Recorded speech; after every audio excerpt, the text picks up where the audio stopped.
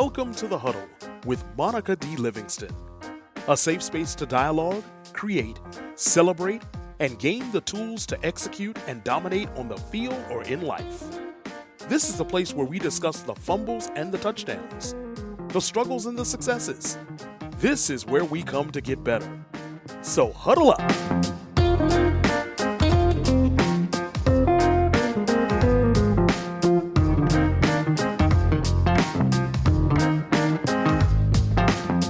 Hello. Welcome to another episode of The Huddle with me, Monica D. Livingston. I just love my intro song. I really do.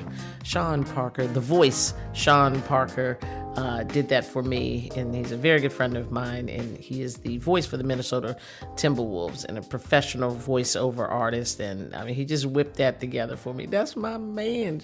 Hey, Sean. Anyway, if you guys came here today to be inspired, you're going to be blown away. Because I don't know what's above inspired, but we're going to kick it up like 19,000 notches. Our iSlide team captain this week joining the huddle is Tyree Washington. Tyree Washington was a phenomenal track athlete, played some in the NFL. But the thing about Tyree is you talk about adversity. You talk about things that you have to go through and still make it and still achieve. This dude right here, I'm telling you, turn the volume up, pull the car over, stop what you're doing, get a notepad out, but you need your full attention. Just simply listening to this episode, I am guaranteeing you, is going to make your life better. Because if you've got some kind of roadblock, if you think you've got some kind of problem, if you think there's an excuse keeping you from doing what you need to do, I'm telling you, it's just a reason. Don't make it an excuse. Tyree, talk about excuses. Good gosh, the trauma that this kid went through growing up in California ghetto, watching his mom, literally the violence in the home was just incredible. Get beat on by this one particular dude that Tyree keeps it real. He says he wanted to murder him, toe tag him, and thought about it. And I don't mean thought about it like, oh, maybe I'll do that. I mean, thought about it like, here's the plan, Stan, like that.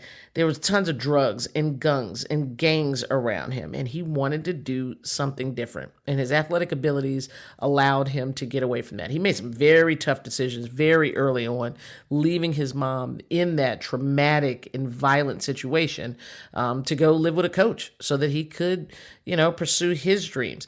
And I thought it was unique. In part of the interview, he talks about how, when you're on an airplane, and they say, hey, if it goes down, grab your mask first. Because if you're not breathing, you can't help the person next to you. And so that was kind of his mindset here. This entire interview is about redemption and forgiveness. And it's so good. I could just it's a whole show. I could do a whole show about talking about the interview. But I read Tyree's book, Against All Odds. And it became apparent to me that you talk about odds. He's been through a number of different odds, all the way up. He walks us from, that traumatic childhood to his high school years. But then Tyree was one of the most gifted, fastest, best, most talented track and field athletes ever. Like ever. And then he was stripped of several world records and several medals. To no fault of his own. His teammates were doping. He was not doping. It was proven. He didn't have anything to do with it. But still was blasted on the cover of newspapers. And he looked guilty. And people wondered. And it was in his hometown. And it was embarrassing. And so you talk about just really having a mindset of forgiveness and fight and grit. And those things sound good. But how do you really do it?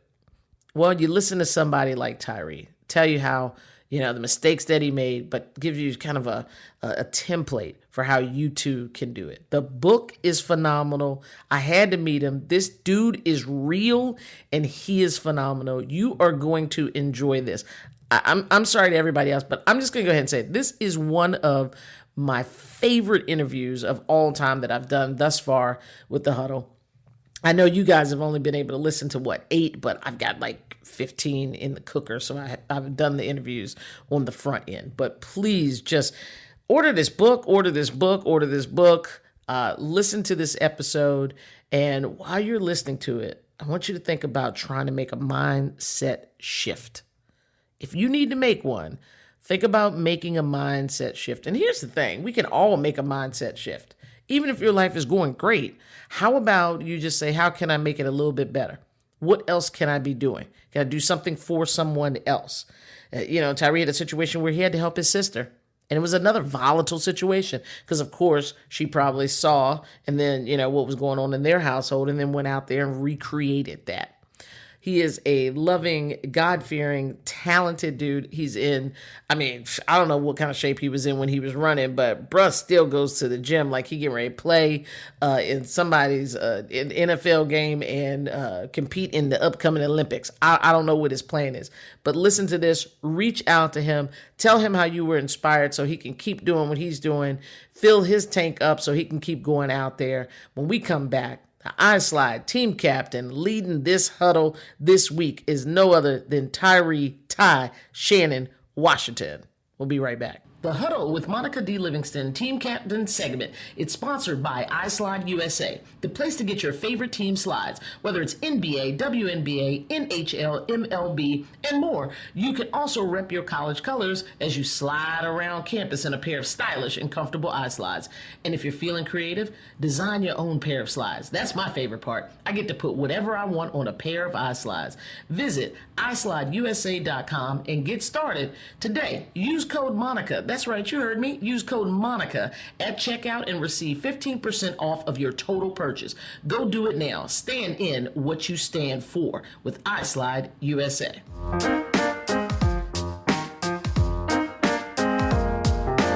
And we are back, and joining us today in the huddle, our honorary team captain for our team captain segment is the one and only Tyree Shannon Washington. Yeah, that's the Shannon. We're going to get into that, y'all. Superstar athlete, world champion, NFL alumnus, and trauma survivor. I got to put that one on there, man. Bruh, how you doing? Okay. I'm doing great, man. I'm excited, man. I'm just, they say every day above ground is a good day. Because you can keep fighting, you keep plugging, keep pushing forward. And I'm just happy to be above ground and just being able to be inspired, motivate, and help people. Yeah, listen, if you guys that are listening don't know this man, he means that. Like, he truly is just about inspiring and every day being a good day. And we're going to get into a little bit of it. I just finished reading Tyree Washington, Against All Odds. This book, you can get it on Amazon. It's on Prime. You can get it in a day. People should be ordering it as you listen to this. If you think that you had a bad day, I want you to get this. You ain't had nothing but a headache, okay? Right? But listen, I know that your thing is about helping people. I got that vibe from you in the clubhouse rooms that you go into, anything I can find on the internet about you, especially this book that you are in. That's a thing for you. I want to inspire and help people. And in order for us to get there, to talk about your triumphs, we've got to talk about some of this other stuff. And I will just keep it real. You had a less than desirable childhood. And as an educator, it literally broke my heart reading the first 20 pages, 45, 50 pages of the book, because what resonated with me was how many adults just let you down. Like, that's how I looked at it. And maybe you have another view of it, but the childhood had a lot of, there was abuse and neglect and uncertainty and love as well, right? That came through. That came through as well, that you were loved, but medical ailments a lot. Give us the Cliff Notes version from birth up until like high school, because I think it's important for people to know it before they get the book. Just get a little insight to it. But also, I'm just wondering what your perspective is in terms of when I read it. I literally had tears in my eyes, and and I see you now as this dude that's like, yo, let's get it, let's go. They're gonna make a movie about me, baby. It's all good. That's right. That's right. Let's talk about from the beginning, and then we'll get to how you are the dude you are before me today. Well, I think it's we come into this world, you don't know who your mom and dad is going to be, and the environment you're going to be living in. And unfortunately for me is that I mean, my father wasn't in my life. My mother and my grandmother were raising me, and I was in a hostile environment with the gangs, drugs, prostitution, all of that. I mean, and this stuff was like, for most people, it's like they're looking, that's abnormal. For me, it was normal. I mean, that was just everyday activity. It was about survival of the fittest. It was about predators and prey. And I wasn't trying to be nobody's prey. I was trying to be a predator. But I mean, when you start seeing people just dying off, I mean, and I mean, you know, for me, like, I mean, I believe in God. I mean, God is my rock, and that's my foundation. And I was just grateful at that time that Bryant Park was there. It was this recreational center that I used to go to all the time. Okay. And all these kids are playing football. And I was nervous. I was that scrawny little kid. I mean, if the wind blew, I would just fly away. I mean, that's how skinny I was. Right. And but I mean, football, like playing Pop Warner football, in a sense, it saved my life. And a lot of times people, they always kind of look down at people like, well, the only thing you had that moment in time was sports.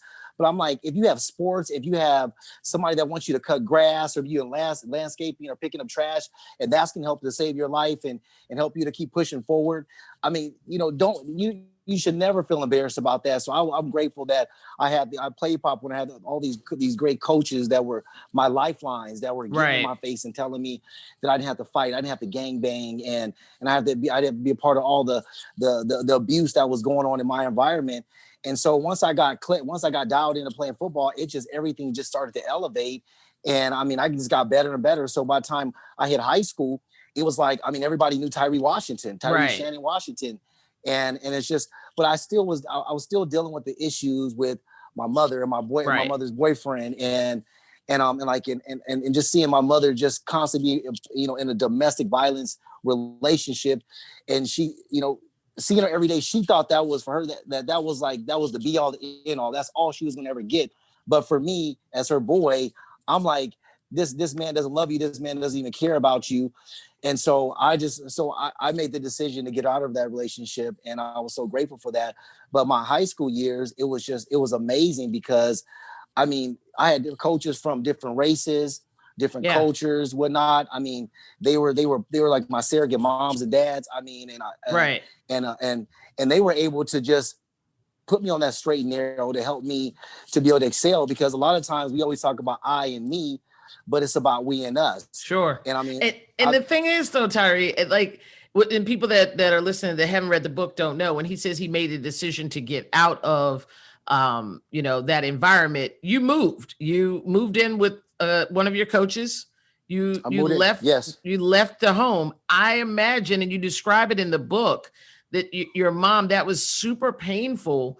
But you made the decision to choose you in that moment for survival and survival of the man who was putting hands on her, so to speak, right? Like, because otherwise you were feeling like you were going to do something. Yeah, I mean, you think about it. I mean, if you're on the plane was going to go down, the first thing they tell you is put your mask on first. Because if you don't take care of yourself, you can't take care of anybody else. I knew the decision to be able to leave my mother. It was a tough decision, and I didn't want to do it. But I was like, I got to get my life right so I can help her to get her life right. And I was able to do that. And that's why the movie, The Whole Blind Side, I tell people before, Michael Oher is a phenomenal man. I mean, and just, you know, with his background, where he comes from, but I lived that life. Like I lived that life, but I used that. That was, for me, that was, like I said, that was another lifeline that I was able to take advantage of to help me to get to where I want to be. And if it wasn't for the Passalacqua family, Dan and Debbie Passalacqua, Hank Moore, Dwight Berry, I mean, these are all my coaches, Chris Reed, just to come into my life and to be able to help me.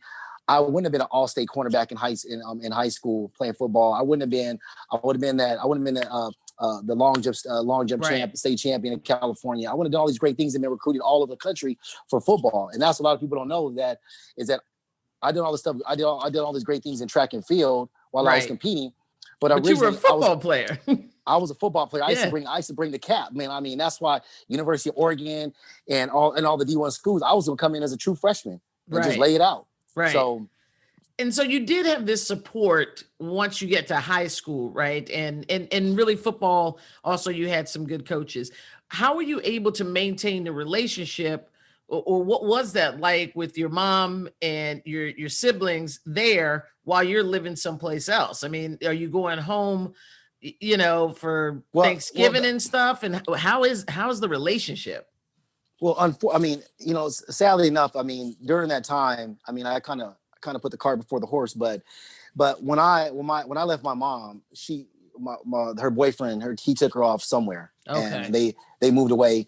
And so Right. I didn't see my mom for about a good, 2 or 3 years, something like that. I forgot the time frame. Okay. But I was lonely. I was heartbroken because I was real close to my mom. But I knew that I had to get my life right. So I had to make sure that I was doing right academically, athletically, and I wasn't getting in trouble. I couldn't get locked up or anything like that, because if it happened, there was no way for me to be able to get my mother, my sister out the situation. Yeah. And so I just put my head down and I did everything I can so I could be the best. I mean, and that's fighting my illness with asthma. Right. I mean, I was battling asthma. I was in and out of the hospital, and it almost took me out quite a few times. But my inner strength and by, like I said, by the grace of God, I mean, I persevered and I was able to get to where I wanted to be. Yeah. I mean, when you talk about, this inner strength, it is apparent that it is in you. You probably have a million reasons that if you wanted to quit, where people could be like, oh, that was a good reason he quit. You know what I mean? Like, and yet you still continued. What I really love about what you were saying, because I was just going to ask you, if there's a young man, in the same position that you were in, and they see that this is going on with their mom and they want to do something, what would be your advice? But I think you answered it, and your advice would be to be the best version of themselves so that they then can reach back and be able to control the narrative, because going to jail and stuff, that's not going to help. That's just something else for moms to worry about. And so you were able to do that. That's a super mature decision, though, like a super mature decision to be able to say, I feel like I should be here and I may do something to this man, but in order to be able to help, I've got to move and do something different. So no, I appreciate that. People don't realize that I almost committed murder. Like, right. I almost took this dude out. Like, yeah. And it was like that wasn't just one time. I mean, going to my sister and her situation, but I wanted to toe tag this dude. I wanted him in a body bag.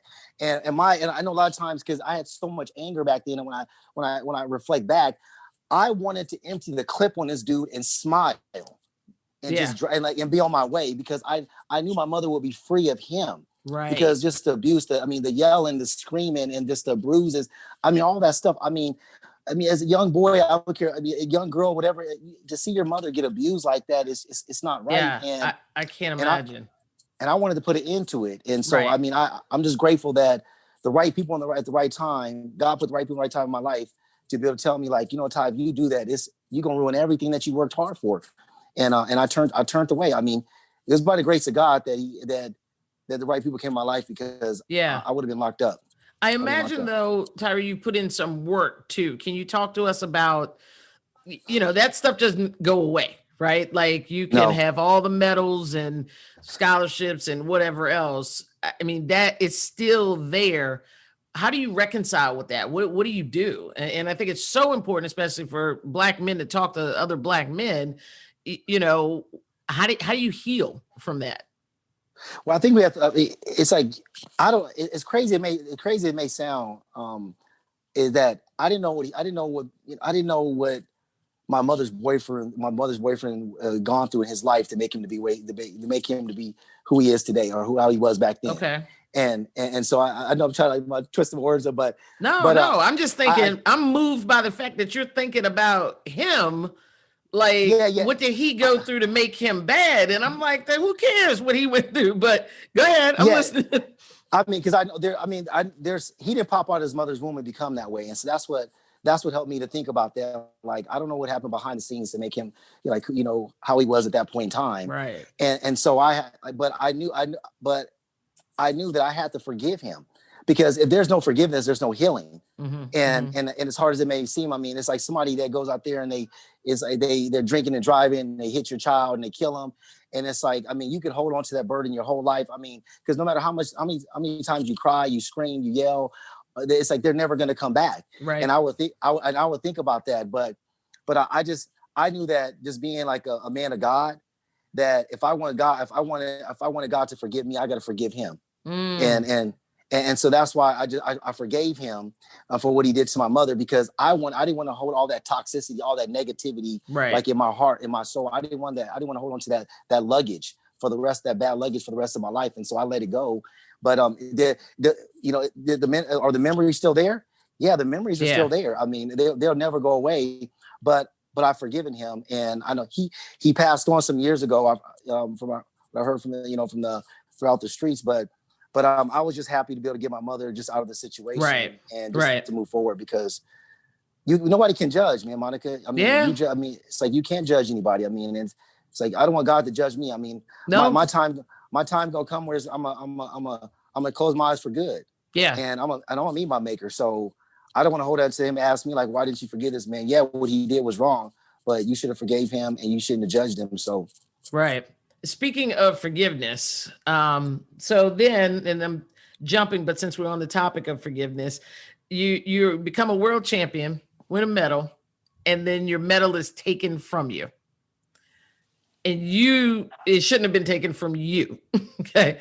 Talk to the listeners that may not know that situation and what happened with your teammates and that entire situation when you were robbed, in my opinion.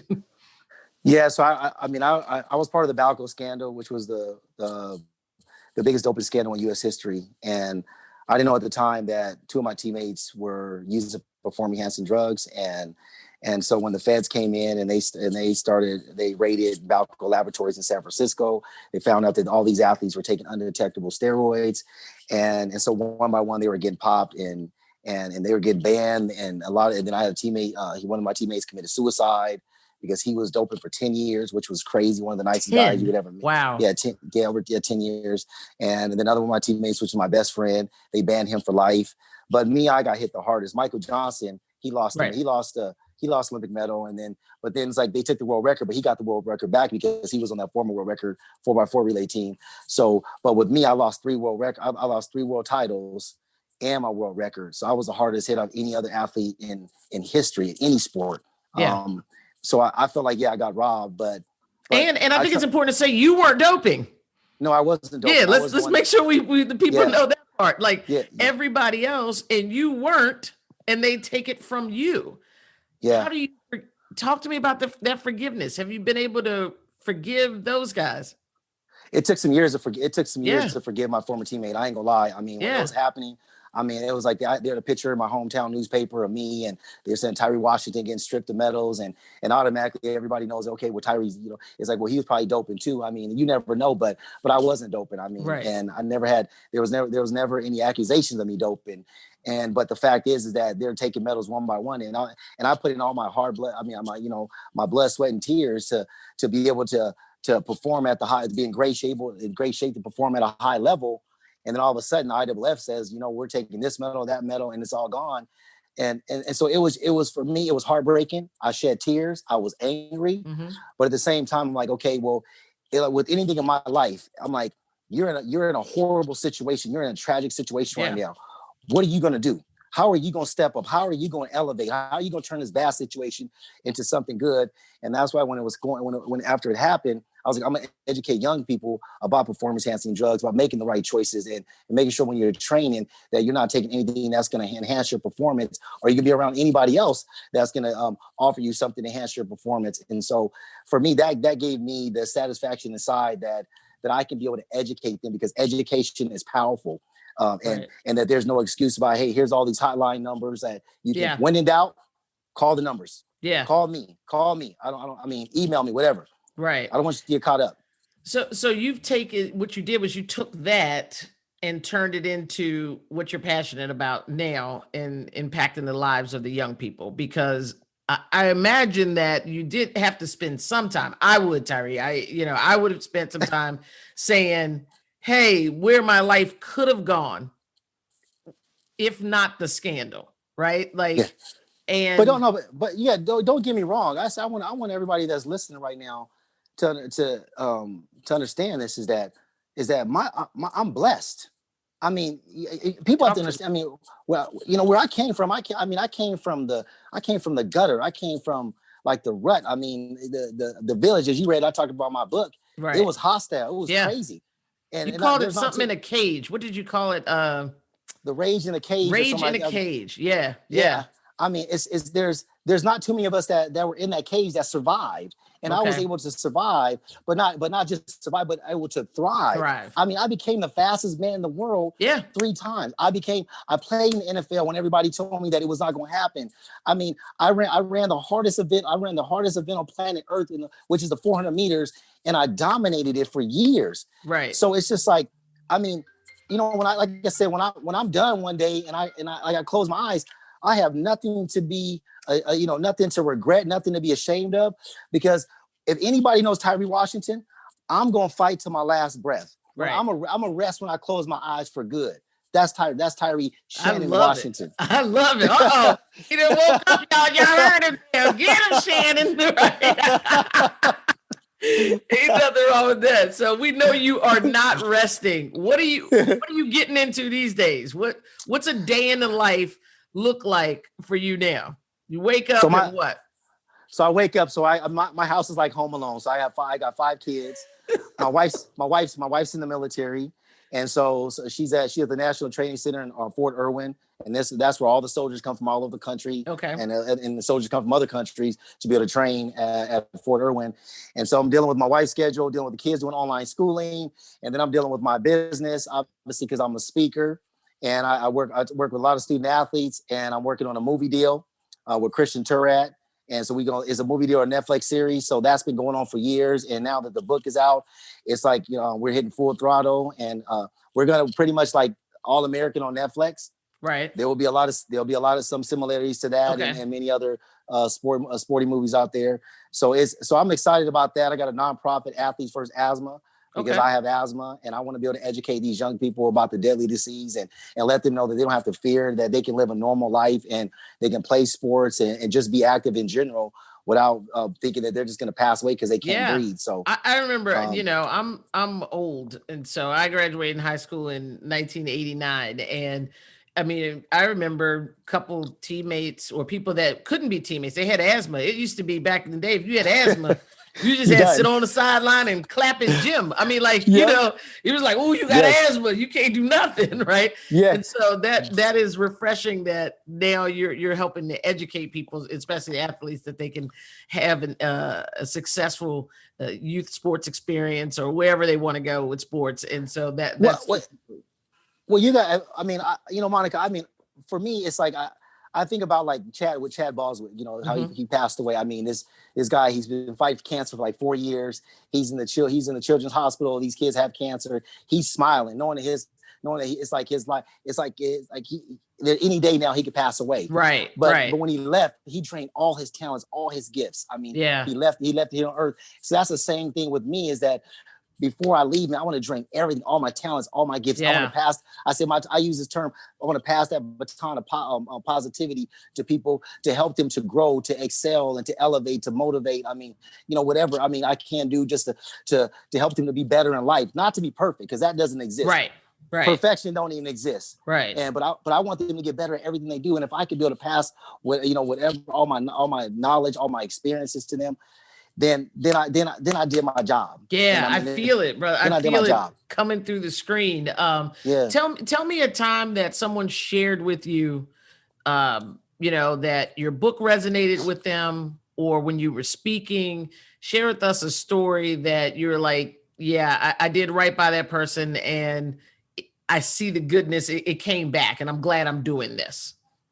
Yeah, I was at a Baptist church in LA doing a speaking engagement, and I was talking about Job, and I was speaking to young adults teenagers and young adults and older adults, and they, when I walked in, it was crazy because I was all dressed up, and it was in a tough part of LA. Okay.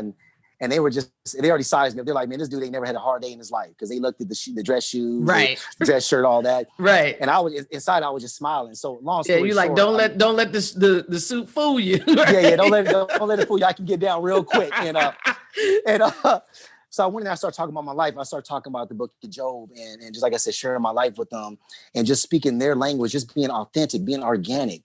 And I remember I just seen like these young girls in the middle, they're up front, and like, there's teachers that have told them like, well, they gotten pregnant, or they're not doing good academically, and they're like, man, your life is a waste. You ain't gonna be nothing. And I'm sitting there telling them, like, no, you're gonna be somebody in life. That we all go through these speed bumps in life, and we go through these challenges, issues, and we're gonna fail. It's inevitable. But I'm telling them, get back up, keep fighting, keep pushing forward, get the right people around you, having that positive mindset.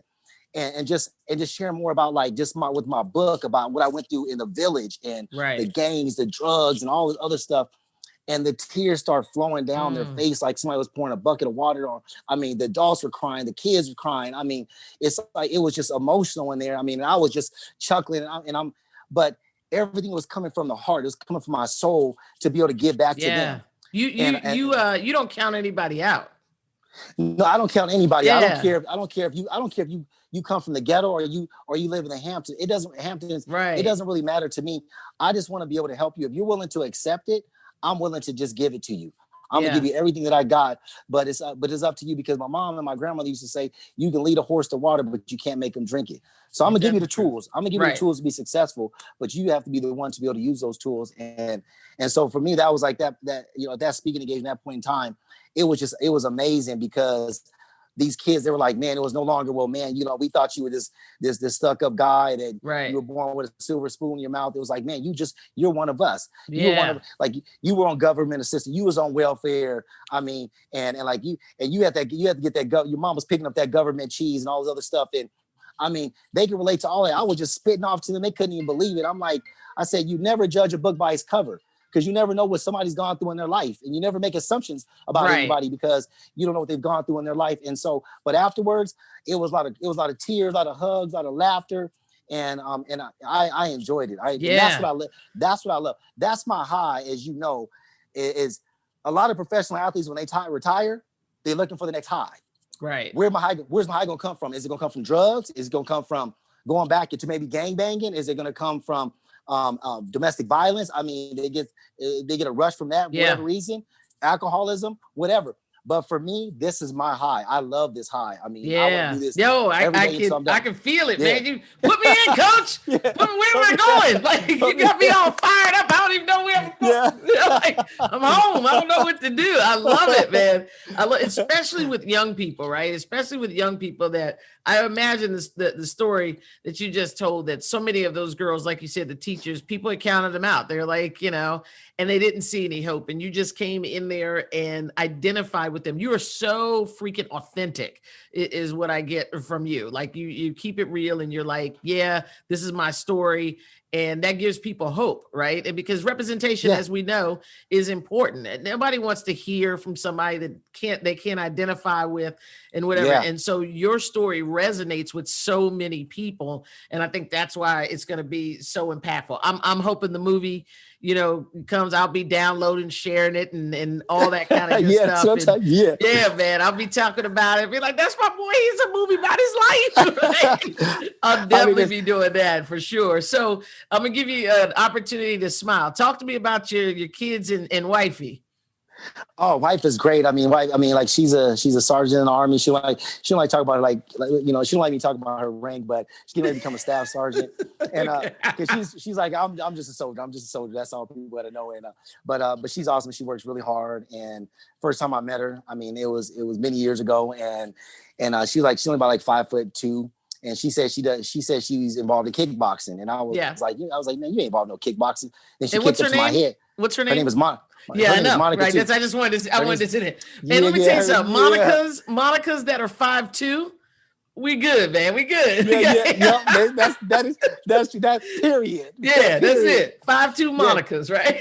I love it. I love it. So she kicked up to my head, and I was like, I'm gonna marry you. I'm like, she's the real deal. Yeah. And but my kids, I told her I have 6 of them. My eldest is 24. I got all the way down to my 1 year, about to be a 2-year-old. And so a lot of times, I mean, everybody's always wondering, are your kids gonna, they're gonna follow in your footsteps? They're gonna become the next track star? I was just gonna ask you, what are they doing? So I got a couple of them. I got my kids. I don't call them by their first name. They got nicknames. So I got Bam Bam. I got Juju Bean. I got Simba, Tinkerbell. I got Nene. So so Simba, that's my junior. That's little junior, but he is more athletic than I ever was. I mean, this kid learned how to do a backflip off of YouTube. I'm not even lying. And I mean, I don't get like really, because a lot of times sometimes parents think their kids they just best thing since sliced bread. Right. And my kids know, because obviously what I've done in athletics, I'm just like, okay, that's nice. But when he did a backflip just standing like straight up, I couldn't believe it. Wow. And it was just, oh, yeah, that's how'd you learn that? Because I don't know how to do a backflip. My wife doesn't know how to do a backflip. He said YouTube. So it's my other daughter. She's a singer. She got some music on SoundCloud, and she loves music. She plays the cello. She plays the violin. Nice. She learned to play the piano. And then my other, like Juju, she's the runner. She's the runner. She looked just like me. She's a carbon copy of me as a female, and she's 10, about to turn 11, and she can run like the wind. I mean, she makes it look easy. So it's just. And does she love it? She loves it. She loves it. She loves to do it, because I don't force anything on them. I'm like, hey, I say you do it because you want to do it, because this is the problem. I tell a lot of parents that have kids or involved in sports is that a lot of times the parents want it more than the kids, and the kids feel like they have so much pressure. They're like that to go to practice, to be involved in a certain sport. And I'm like, okay, if you're doing it for your parents, if your parents tell you to quit and you don't love it, you're going to quit. But if your parents tell you to quit and you love it, you're not going to quit. You're going to keep on pushing forward. Absolutely. So I'm like, I say, you do it because you want to do it. A lot of times parents don't want to hear that, but that's the fact of the matter. And I never had a dad, so I don't know what it is with that pressure of having a dad to look up to, because he's done all these great things.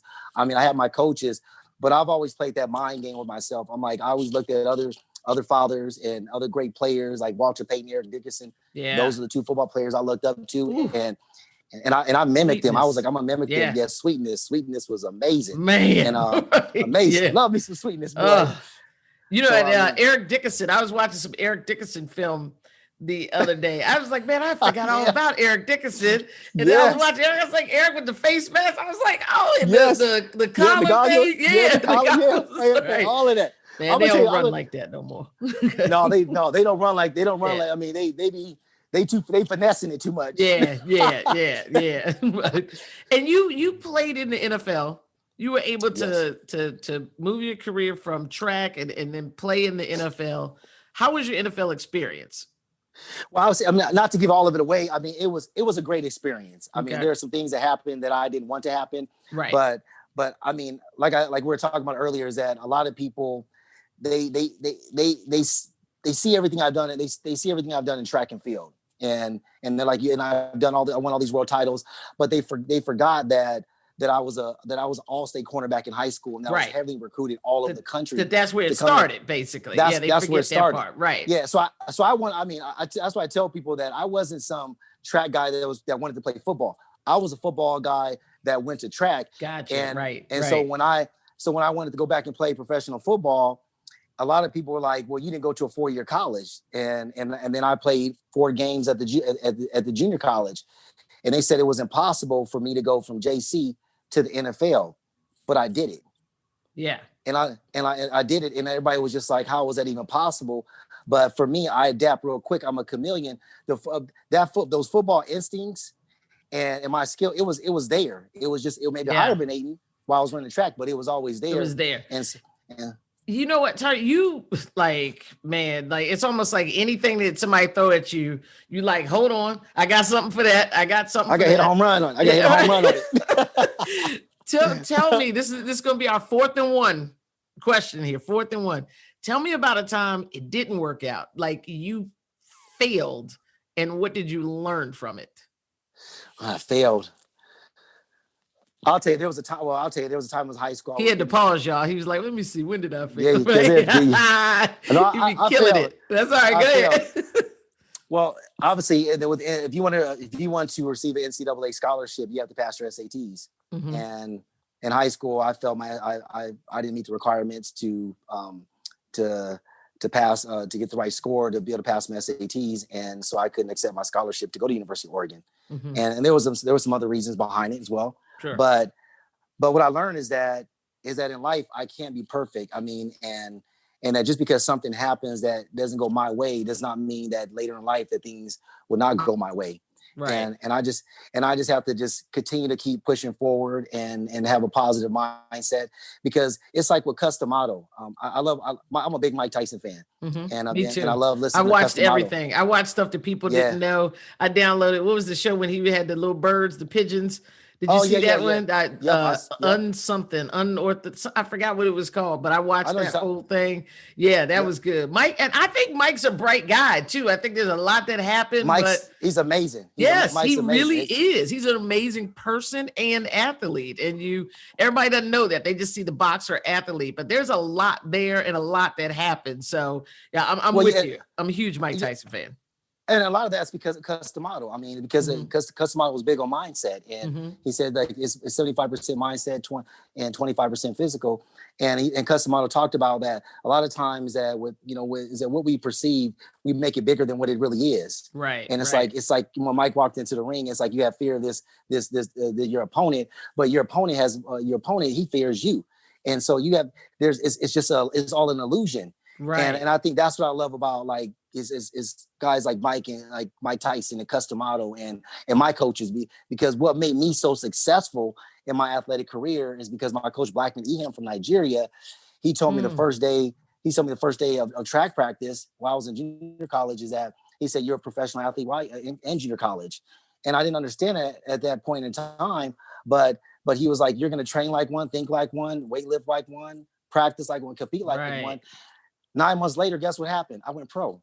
Yeah. I was in front of the world. I mean, I was battling the best 400 meter runners in the world. And you were ready. You had prepared to like it. You were ready. So there was no culture shock for me. So it's just, but yeah, my setback, it goes back to my test. I mean, my SATs, and I learned that, setbacks are going to happen, but it's how you get back up, how you come back, how you be resilient, how you be that rubber band and bounce back up. And I was able to bounce back up and take the good out of it. That it just taught me that no matter what is that to never give up, and that just because it don't happen at that point in time, it does not mean it's not going to happen later on. Right. And because there's so many races I've lost. I prayed to God, hey, I need to win this race. It didn't happen. And then there was a big race, which bigger than all bigger. It was a huge race, the World Athletic Final, and then I won all of it. Right. So yeah. Yeah, that's awesome. So let me ask you this. Tell us just a little, as much as you can, about the movie without giving it away. Like, do we know, or the show, when is it going to happen? Who's playing you? I mean, I don't know, y'all. He might mess around and play himself. So I told the producers and the directors and talk more to the producers that I wanted Michael B. Jordan to play me in my movie. My wife actually just shot a movie with Michael B. Jordan, and Denzel Washington was directing it. Okay. But I felt like Michael B. Jordan, I know he has so much going on. Everybody wants him, but I think that he relates to me. We say same height, same size. I mean, and just what he's done in Creed and just being in athletic movies. I mean, I love his intensity. Yeah. I mean, his mindset is just amazing.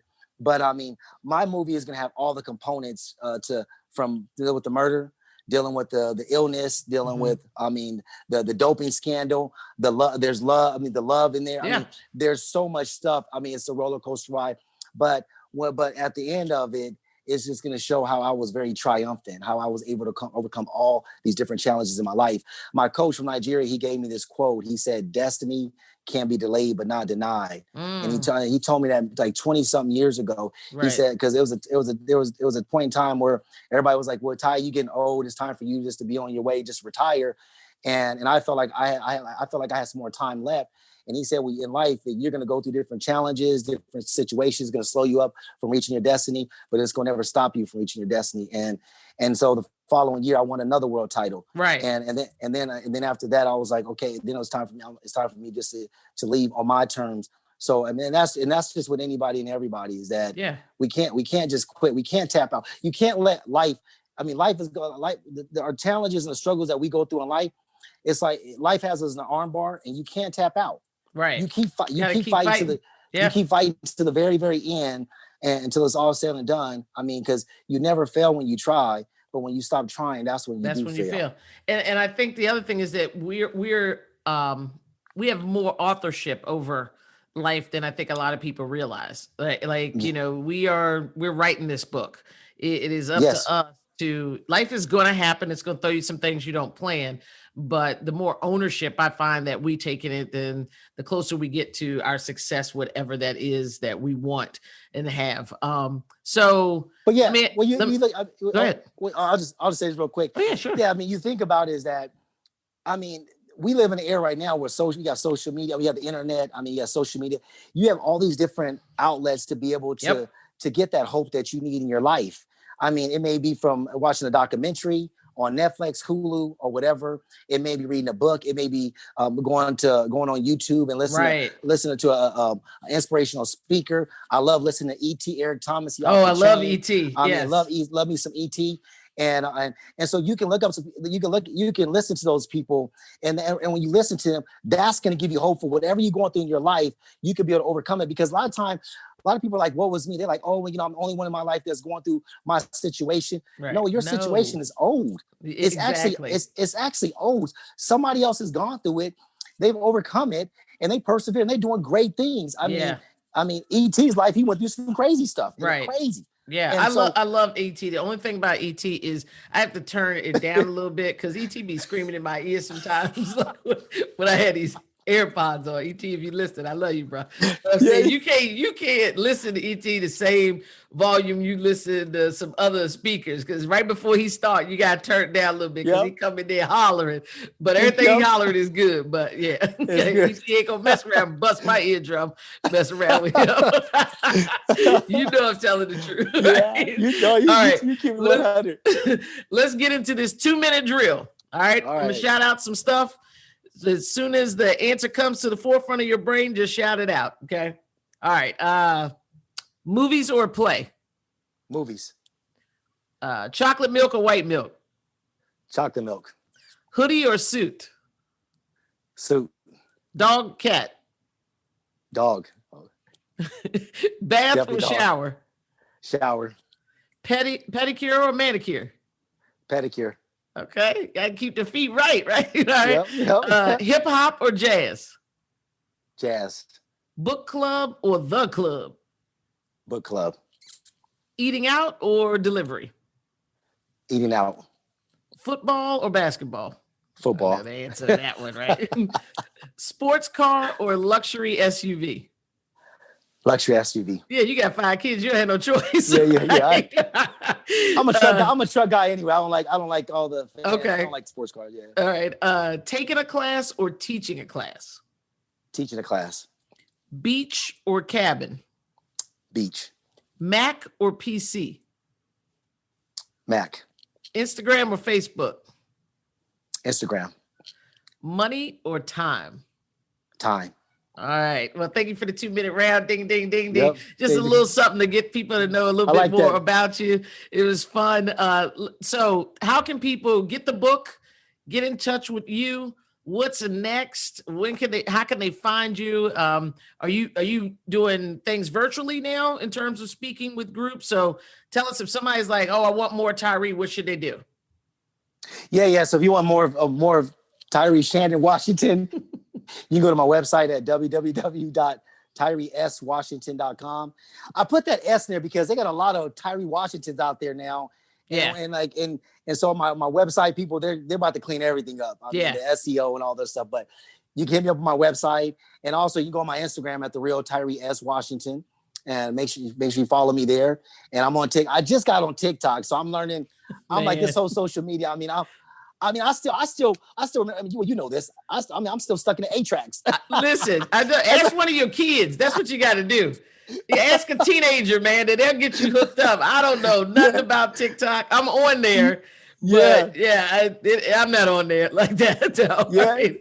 Yeah. Okay. So I'm on LinkedIn as well. I mean, the Tyree S Washington on LinkedIn. Same thing, my Facebook, Tyree S Washington, and you can pick up the book on Amazon. Yes. You pick it up Amazon, you pick them up Prime, and there's other avenues that we're gonna have as my remodel my website to where you can go to the website and be able to purchase my book. So that's coming. That's coming real soon. Good. I think the more people that have access to it and can get it, the more people it's gonna help. I will give you a tip.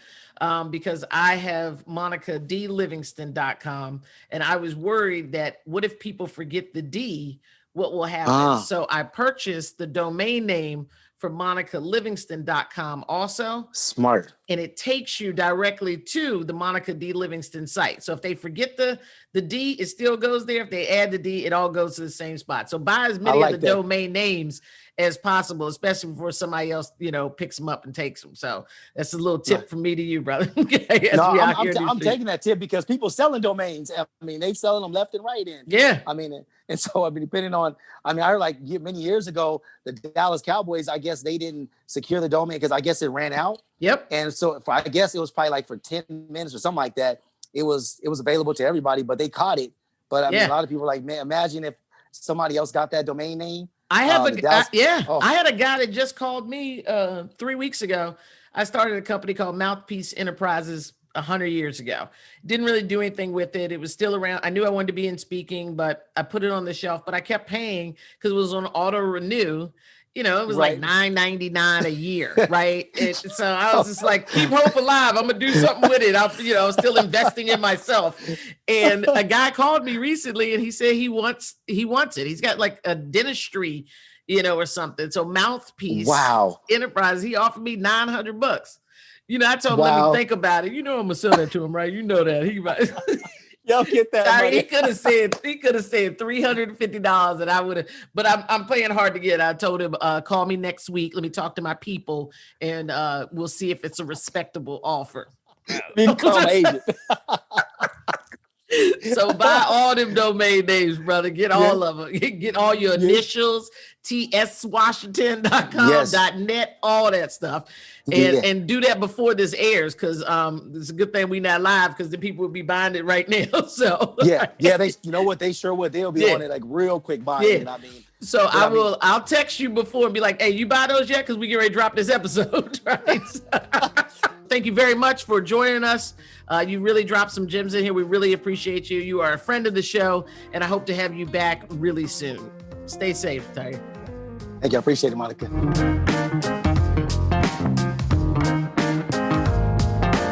What I tell you. Y'all owe me some money. Who was taking bets against me? I told you this episode right here was fire. It was hot. Sizzling. Woo, scorched. Now, how do you feel? Don't you feel pumped up? Man, I feel like I could smoke, Tyree. On your mark, get set, go. Okay, maybe not that much. But I am pumped, and I am ready. And I did a mindset switch. And you know what? I've forgiven some people, and maybe I got to go talk to them about that.